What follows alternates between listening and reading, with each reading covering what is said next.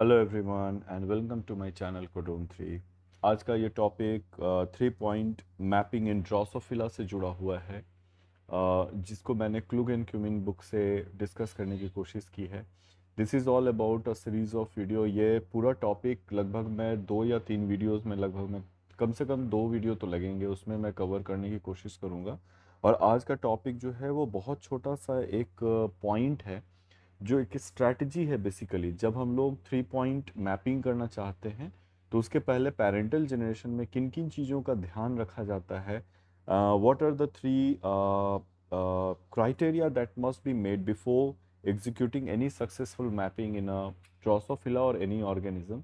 उन्हीं 3 स्ट्रेटजीज के बारे में इस वीडियो में हम लोगों ने उसको डिस्कस करने की कोशिश की है। सेकेंड थिंग, ये एक जूम रिकॉर्डेड वीडियो नहीं है, ये एक इंटरेक्टिव वीडियो है जिसको मैंने अभी आपके साथ बनाया है।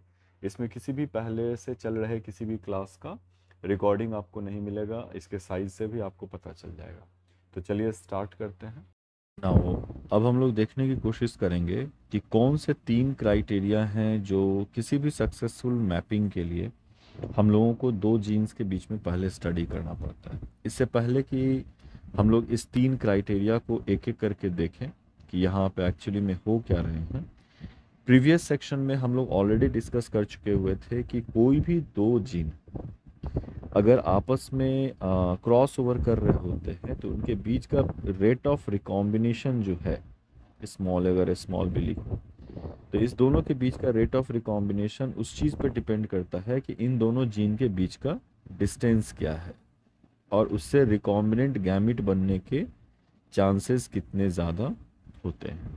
इस केस में अगर आप देखेंगे तो हमारे पास सिर्फ 2 ही गैमिट बन रहा है, that is small A small B, और दूसरे बन रहे होते हैं capital A capital B, as the distance between these 2 genes are very close. Whereas यहाँ पे आपके पास में capital A capital B, small A small B, और चूंकि इस दोनों जीन के बीच का डिस्टेंस ज़्यादा है इसलिए हमें कैपिटल ए स्मॉल बी और स्मॉल ए कैपिटल बी भी मिल रहा था। ये दोनों रिकॉम्बिनेंट टाइप हो जाते हैं और ये दोनों पैरेंटल टाइप होते हैं। इस केस में दोनों ही के दोनों पैरेंटल टाइप मिल रहे थे। और इसके साथ साथ में एक स्टेटमेंट और भी किया गया था कि अगर आप 3 पॉइंट म्यूटेशन कर रहे होते हैं, 3 पॉइंट रिकॉम्बिनेशन कर रहे होते हैं सॉरी, तो प्रोबेबिलिटी जो है एक रिकॉम्बिनेशन का दूसरे रिकॉम्बिनेशन का जो भी प्रोबेबिलिटी है वो मल्टीप्लिकेटिव होती है, मल्टीप्लिकेटिव। और इस केस में क्या होता है, मल्टीप्लिकेटिव होने के केस में क्या होता है कि जब कभी भी आप किसी एक का रिकॉम्बिनेशन, इसके बारे में स्टेटमेंट दिया गया था कि the probability of getting double recombination या 2 पॉइंट रिकॉम्बिनेशन जो होते हैं उसकी प्रोबेबिलिटी बहुत कम हो जाती है। प्रोबेबिलिटी जो है वो बहुत कम हो जाती है। इसका कारण क्या है कि इंडिविजुअली ए और बी के बीच का रिकॉम्बिनेशन और बी और सी के बीच का रिकॉम्बिनेशन जो भी एक्स और वाई होगा, दोनों के रिकॉम्बिनेशन को एक साथ होने में इनकी प्रोबेबिलिटी मल्टीप्लिकेटिव हो जाएगी, यानी एक्स मल्टीप्लाइड बाई वाई हो जाते हैं। और अगर आप देखेंगे कि 1/2 भी अगर प्रोबेबिलिटी है और 1/2 है तो ये अल्टीमेटली 1/4 होंगे। सो 50% चांस इंडिविजुअल हो रहा था, लेकिन जब आप दोनों को रिकॉम्बिनेशन डबल क्रॉस कर रहे हैं या डबल रिकॉम्बिनेशन तो ये लेस देन 25% चले आते हैं। तो इस तरह का कुछ स्टडी जो है वो हम लोगों ने पहले भी कर रखा हुआ था। अब इन सारी चीज़ों को ही हम लोग इम्प्लीमेंट करेंगे कि अगर हम लोग 3 पॉइंट म्यूटेशन कर रहे होते हैं तो इससे पहले कि किसी भी जीन का रिकॉम्बिनेशन करके हम लोग उसके बारे में मैपिंग करने के लिए उस डाटा को यूज़ करें, हमारे पास 3 स्ट्रैटेजी होना चाहिए जिसको हम फॉलो अप कर रहे हैं। सो तो पहला स्ट्रैटेजी ये है, जब कभी भी हम कैरेक्टर्स को उठाते हैं, the genotype of an offspring producing the crossover gamete must be heterozygous at all loci under consideration. यानी कि अगर हम gene A B gene B और जीन सी इस दोनों को कंसिडरेशन कर रहे हैं तो तीनों ही लोकस पे हमारे पास हेटेरोजाइगस कंडीशन अवेलेबल होना चाहिए। इससे ये होता है कि इससे रिकॉम्बिनेंट जीन्स जो बनने के चांसेस होते हैं, तो आपको पता चलेगा कि हाँ रिकॉम्बिनेंट जीन बने हैं। यानी अगर अगर आप डबल क्रॉस कर रहे हैं या 2 पॉइंट रिकॉम्बिनेशन से मैपिंग कर रहे हैं तो अगर आप देखेंगे कि capital A small B capital C और small A capital B small C, ये दो तरह के गैमिट बन सकते हैं इससे। लेकिन अगर आप यहाँ पे किसी भी एक पॉइंट पे अगर आप इसको चेंज करें, अगर मैं ये कह रहा हूँ कि मैंने यहाँ पे स्मॉल ए के बजाय कैपिटल ए लगा रखा है, या आप बेटर है कि मैं थोड़ा और लाइट कलर यूज़ करूँ ताकि इसको बताने में आसानी हो सके। तो अगर ये रिकॉम्बिनेशन हो भी रहा हो दोनों के बीच में, तो अगर आप देखेंगे कि रिकॉम्बिनेशन हो भी रहा है, तो उस वक्त प्रॉब्लम क्या क्रिएट होता है कि कैपिटल ए स्मॉल बी और कैपिटल सी तो बना, कलर कोड होने के चलते आप ये बता सकते हैं कि यहाँ पे स्मॉल ए और कैपिटल बी और कैपिटल ए स्मॉल बी और कैपिटल बी और स्मॉल सी, ये तीन बने हुए हैं इस केस में। तो यहाँ अगर होमोजाइगस कंडीशन अवेलेबल है तो फिनोटिपिकली ये चीज़ बता पाना मुश्किल है कि क्या यहाँ पे रिकॉम्बिनेशन हुआ है या फिर gene A eight locus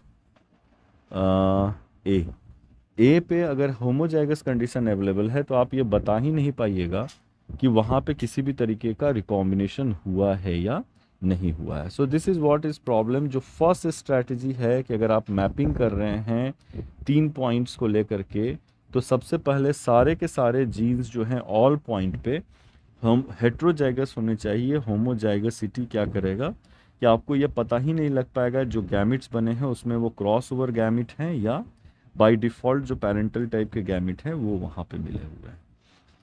second strategy होते हैं जो कि हमारे लिए इम्पॉर्टेंट है, the cross must be constructed so that the genotype of all gametes can accurately determined by observing the phenotype of the resulting offsprings।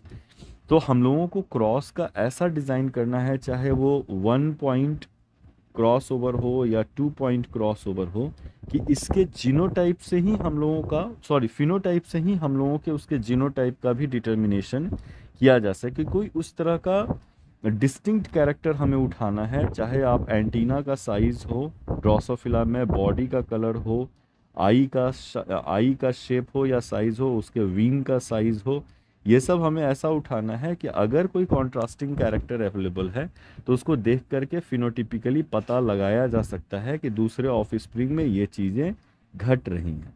मान लीजिए सपोज ऐसा होता तो नहीं है, लेकिन मैं फिर भी बोल देता हूँ कि विंग साइज़ में बहुत ज़्यादा डिफरेंस नहीं है डोमिनेंट और रिसेसिव ट्रेट के बीच में, तो आप कैसे पता लगा पाएगा कि भाई ये डोमिनेंट है या रिसेसिव ट्रेट का है। तो क्रॉस उसी जीन्स के बीच में कंस्ट्रक्ट कीजिए जो जिनका genotype of all gametes can be actually determined by observing the phenotype of the resulting offsprings, and this is necessary, ये ज़रूरत भी है, because the gametes and their genotype can never be observe directly.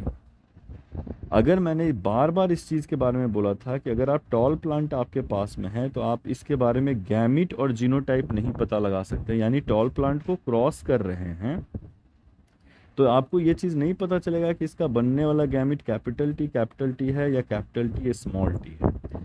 तो आपके पास पहले से ये सारा इन्फॉर्मेशन अवेलेबल होना चाहिए कि आप जिस किसी का भी डोमिनेंट ट्रेट्स का क्रॉस कर रहे हैं तो वो होमोजाइगस कंडीशन अवेलेबल है या heterozygous condition. To overcome this problem, each phenotype class must reflect the genotype of the gametes of the parents producing it। तो कोई भी जीनोटाइप जो होता है आपके फिनोटाइप जो होते हैं अपने ऑफ स्प्रिंग के, उनका जीनोटाइप किसी न किसी पेरेंटल जनरेशन से रिफ्लेक्ट करना चाहिए। अभी अगर ये चीज़ नहीं भी समझ में आ रहा है तो नेक्स्ट वीडियो जो हम लोग का चाहेगा वो इसके बाद वाले स्लाइड्स में हम लोग इन सारी चीज़ों को डिस्कस किए हैं कि रेसिप्रोकल क्रॉस करके आप कैसे पता लगाते हैं कि किसी भी जनरेशन का फिनोटाइप क्या है और सेकंड वाले स्ट्रैटेजी को कैसे अचीव करना है।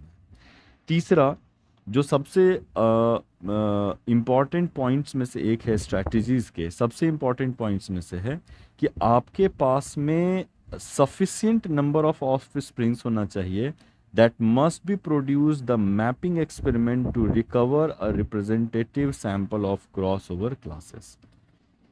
यानी कि जितनी प्रोबेबिलिटी के हिसाब से सैंपल तैयार हो रहा होता है उतने ऑफ स्प्रिंग्स होने चाहिए। इसका एग्जांपल परफेक्ट है कि अगर मैं 9:3:3:1 को फॉलो कर रहा हूँ तो any sample which is less than 16 यानी 9 + 3 12 + 3 15 + 1 16, 16 से कम का जो भी सैंपल होगा वो हम लोगों को एक्यूरेट रीडिंग नहीं दे सकेगा। अगर मैं 160 के बजाय 160 लिखता हूँ तो आप आसानी से बता सकते हैं कि 90 जो है वो 9 रेशियो वाले होंगे, 30 एक रेशियो आएगा, 30 एक रेशियो आएगा और 10 एक रेशियो आएगा।